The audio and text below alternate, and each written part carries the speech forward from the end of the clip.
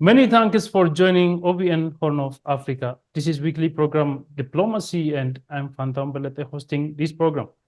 In this episode, we are going to discuss Ethio-Canada diplomatic relations with my special guest, Ambassador Fitsum Arega, Ethiopian ambassador to Canada, who joins me from there, Canada.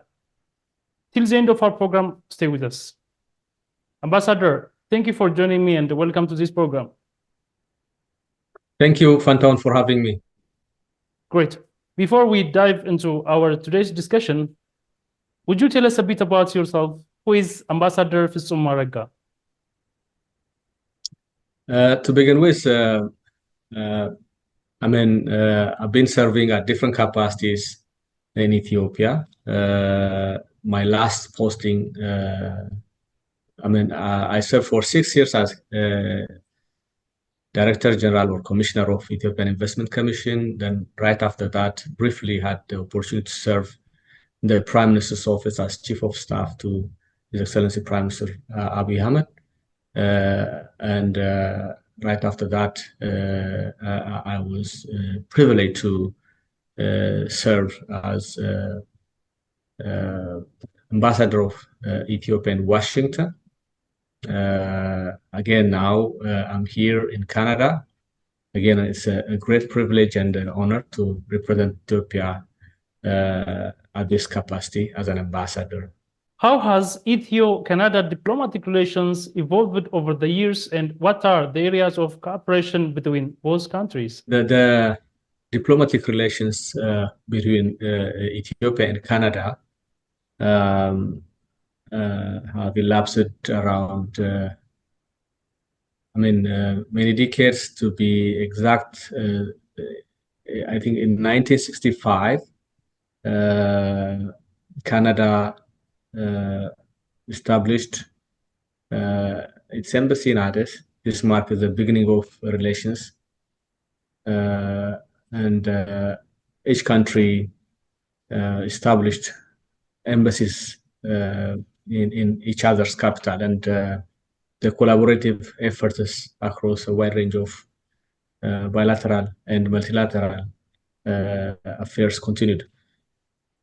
I think while the has faced challenges, including temporary closure of Ethiopia's embassy for a period during the 90s, and briefly in 2014, the overall trajectory of relations has shown substantial strengthening, especially in the past 5-6 years. There has been a high-level contact, and for example, Her Excellency President Sahle-Work Zewde visited Canada, to be specific, Vancouver, in 2019 to attend a global conference, and also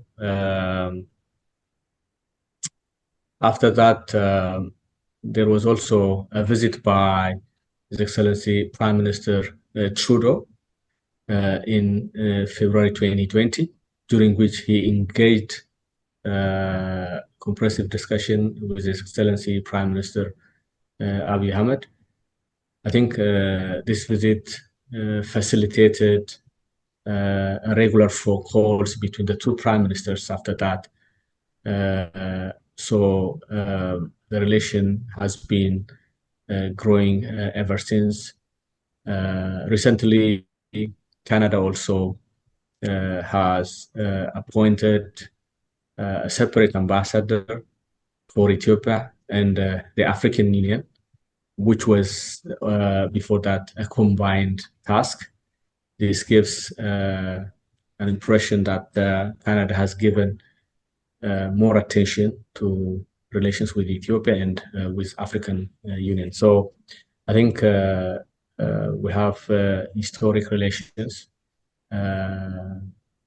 and also because of the diaspora, people-to-people relation has also increased, and also because of the educational institutions, aviation, and many others, our relation has strengthened further.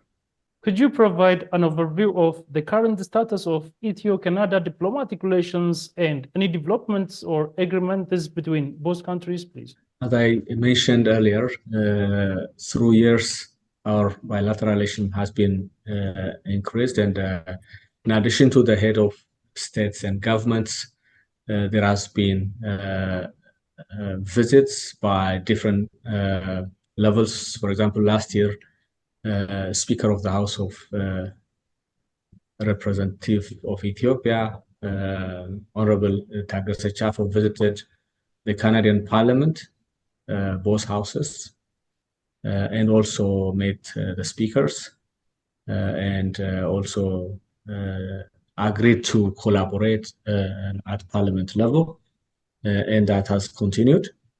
And also senior ministers of Canada, like Minister of International Development, His Excellency Ahmed Hussein, recently visited Ethiopia, which he announced a lot of resources to support the ongoing development in Ethiopia. He announced it, I think, for health services, for education, and also humanitarian assistance, as well as the DDR program to reintegrate former combatants into civilian life. I think more than $65 only for DDR and more for the others. So this support has been highly commendable. And also the Parliamentary Secretary of Canada, representing the Foreign Minister, paid a visit to Ethiopia, met with Minister of Foreign Affairs of Ethiopia and other senior officials, and made very productive discussions, which further enhanced our relations. With regards to agreements, Ethiopia has recently concluded one agreement. As you may be aware, Ethiopian Airlines had been operating 5 weekly flights, direct flights between Toronto and Addis. And now that has been expanded to 7 weekly flights between Toronto and Addis. That's a direct flight. This negotiation has taken some time, but finally concluded. And since April this year, it has become operational. That means every day there is a flight from Addis to Toronto, direct. Every day there is a flight from Toronto to Addis, and vice versa. So this is a wonderful opportunity for people to do business, transact, connect to Africa, because Ethiopian Airlines is the best airline in Africa and one of the best in the world. Thank you, Mr. Ambassador. What role does Canada play in supporting Ethiopia's initiatives and development goals, and how has this partnership benefited both countries? Canada have an overall strategy towards Africa, and as part of that strategy, they are working for mutual benefits. The main benefit any country can have is through trade and investment. Canada has been supporting Ethiopian businesses to access Canadian market, duty-free, quota-free. That is still available, and that's a wonderful opportunity for businesses in Ethiopia to explore this market. So far, that has not been tapped enough. And also in Canada has been exporting its highly technological products, mainly in the aviation sector. Ethiopian Airlines again acquired many Q400 passenger aircrafts, and also they have been closely working with Ethiopian Airlines in maintenance and other related services to make sure these aircrafts operate to their best abilities. So again, Toronto University and Gondar University, Toronto University Psychiatry Department, and Ethiopian Addis Ababa University Psychiatry Department, they have been collaborating, and Queen's University in Canada, as we speak, is educating. I mean, there are around 50 PhD students, mainly in health sciences. So there are so many collaborations that are going on. So when we see Canada, there are so many opportunities for education, health, technology, and market access for Ethiopia. So both countries have been trying to tap, but still the opportunities there, we have not tapped it enough. We can also consider cultural exchanges because of our diaspora who are actively using Ethiopian Airlines services. Through them, we can have exchanges in so many ways in a positive way. What is the Ethiopian Embassy in Canada doing in promoting Ethiopia to Canadians and to the rest of the world? So through our embassy, we have been speaking to different media. Through our diaspora, we've been engaging whenever there are annual events, special events, special occasions. In Arua, where our embassy is, and in different parts of the country. But since the country is so big, we use virtual means as well. And also we meet different parliamentarians. We meet different provincial leaders. Recently, I was in Alberta.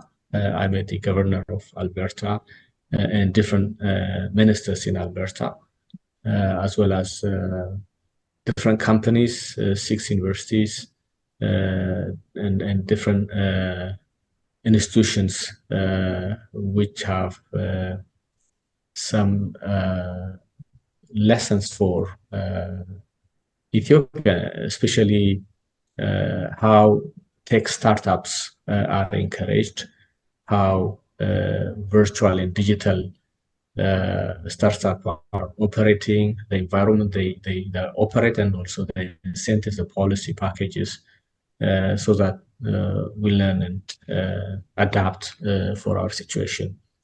So our embassy also participates in different trade missions. Just this year, we participated in 5 trade missions, and also Ethiopian businesses who wish to participate in different businesses here in Canada. Through them, we provide additional information for businesses who attend also from Canada and such business trade fairs. Just to give you one information, recently I was in Montreal, where some Ethiopian businesses are also attending in a big food innovation trade show, where food processing equipments as well as different technologies were promoted. And before that, I was in Toronto. Again, around 170 Ethiopian businesses were attending.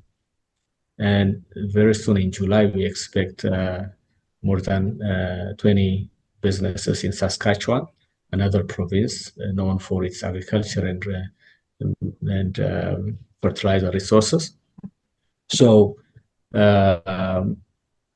we've been informing through our ministry in Addis, chambers and different institutions in Ethiopia to tap into this trade shows so that they can export their businesses, they can acquire technology for improving their production processes and marketing.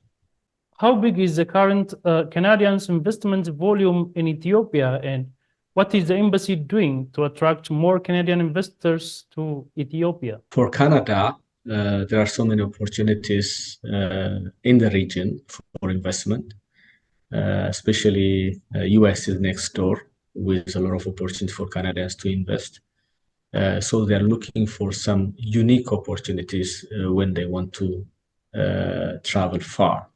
So they see some mining opportunities in Ethiopia and opportunities related to what we can offer in the infrastructure sector, in agriculture, but mainly mining is their focus generally in Africa at the moment.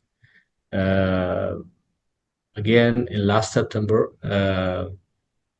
there's one mining company that raised around 500 million US dollars from the stock market in Toronto and invested in Ethiopia in mining sector, in gold to be specific.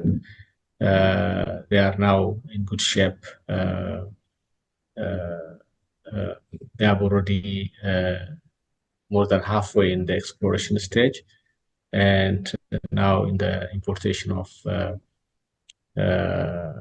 machinery and warehouse equipments and supplies for processing the gold,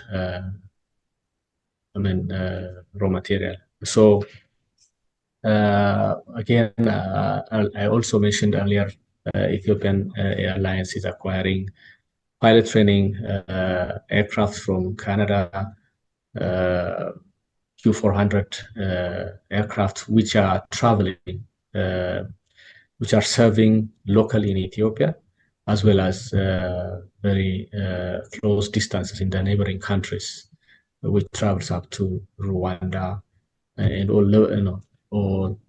neighboring countries. So we can also consider that as an investment as well as trade, but that has continued.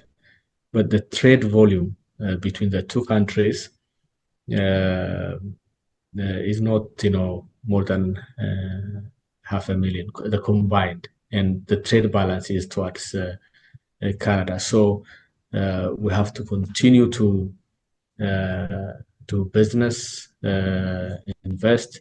Some textile and apparels, footwear, chemicals are also exported to Canada.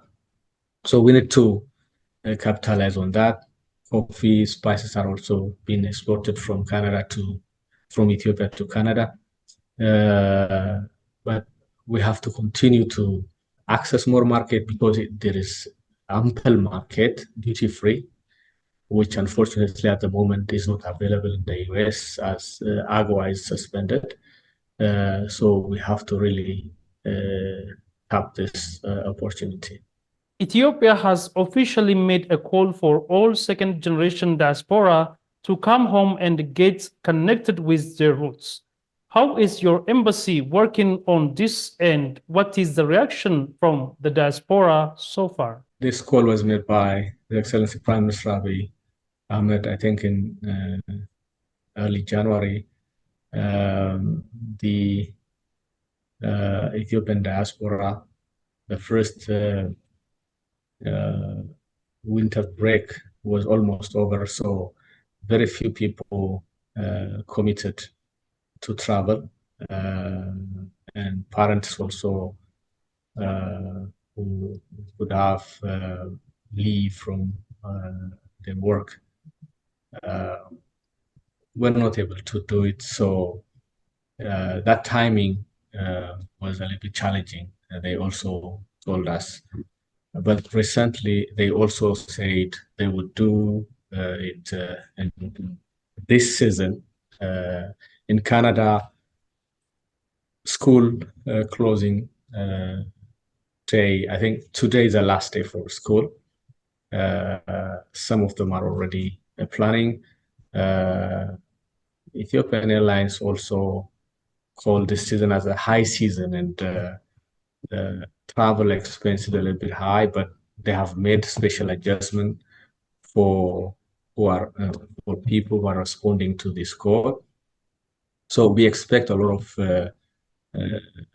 second generation diaspora, as well as their parents travel to Ethiopia. Every day, Ethiopian Airlines is full.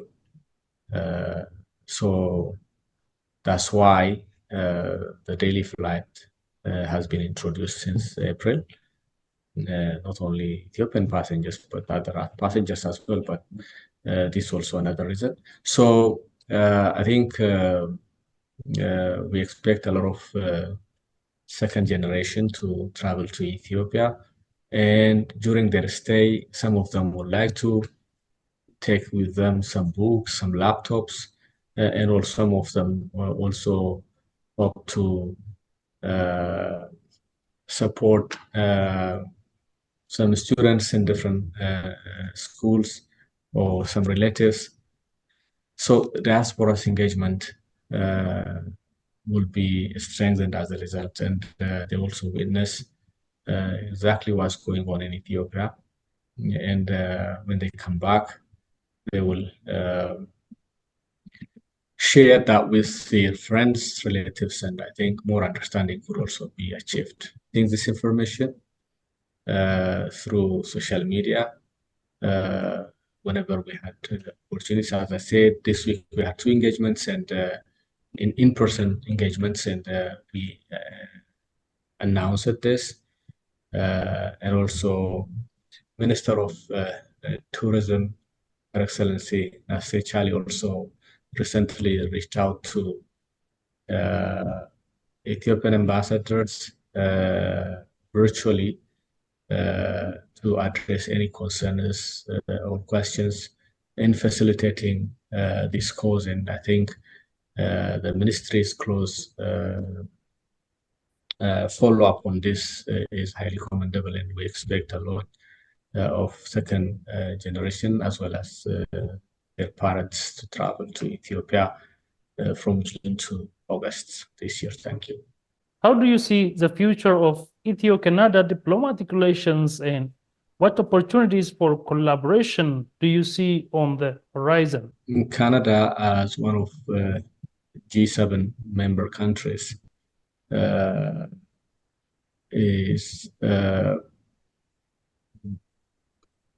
has a strategy this time, maybe for the first time, to engage Africa more. Canada will lead G7 next year and have expressed will do support and partnership more with Africa. Especially they are closely working with African Union,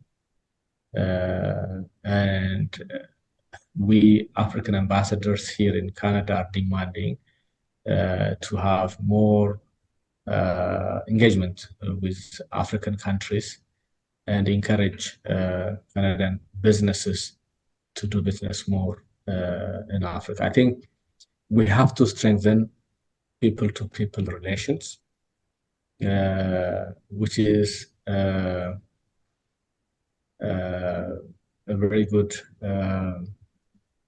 base for government-to-government relations. What is your message for the Ethiopian diaspora and second generations in Canada to invest their knowledge, money, and experience at their home soil? Recently, I have some information, updated information from Ethiopian Investment Commission regarding Canadian investors in Ethiopia, except few mining and aviation, some infrastructure giant companies. Most of the investments, Canadian investments in Ethiopia, has been done by Ethiopian diaspora alone, or Ethiopian diaspora in partnership with Ethiopians living in Ethiopia, or Ethiopian diaspora with some other Canadians. So, the combined investment is so huge, though the investments they've made independently is in the small scale level. So I encourage again Ethiopian diaspora in Canada to tap into the opportunities in Ethiopia. I remember one time regarding some countries that are in the early stage of or in the takeoff time, unless you invest in the right time, you miss the train. So I believe from the recent figures in Africa, Ethiopia has been attracting the biggest investment next to Egypt and South Africa, surpassing even Nigeria. This is an indication that Ethiopia is in the takeoff. And for the diaspora, because they know the culture of both countries, they can manufacture in Ethiopia and export in Canada. They know what the Canadian market needs are, and they know also the culture in Ethiopia, how to do business. They are in the right position to explore this opportunity in this takeoff time. So I'm not begging, but I am saying don't miss the train. This is high time to invest in Ethiopia. Ambassador, if you have any final remark, you're welcome. I appreciate Canada for hosting me as an ambassador. I'll soon be concluding my time here, and also I'm really encouraging Ethiopian businesses to tap into this duty-free, quota-free market access in Canada. And also, I encourage Canadian businesses, both diaspora and others, to tap into Ethiopian investment opportunities. Ethiopia is in the takeoff. Ethiopia is emerging. I think I hear some speaking about risks here and there. Risk in business terms. I think the higher the risk, the higher the return, as the saying goes. And also, I want them to explore themselves what kind of risk they are talking about. And Ethiopia has been facing some challenges, and through its own wisdom, it is trying its best to solve it, and I'm hopeful that will be solved. So don't miss a train to do business with Ethiopia, and also fact-finding and understanding what's exactly going in Ethiopia. It takes only just a few days. Get on Ethiopian Airlines direct flight, explore and understand, and engage with Ethiopia. Thanks so much. Ambassador Fitsum Arega, Ethiopian ambassador to Canada, thank you for your time and precious insights. Thank you. Dear viewers, this brings us to the end. Thank you for watching and stay connected with other programs of OBN Horn of Africa.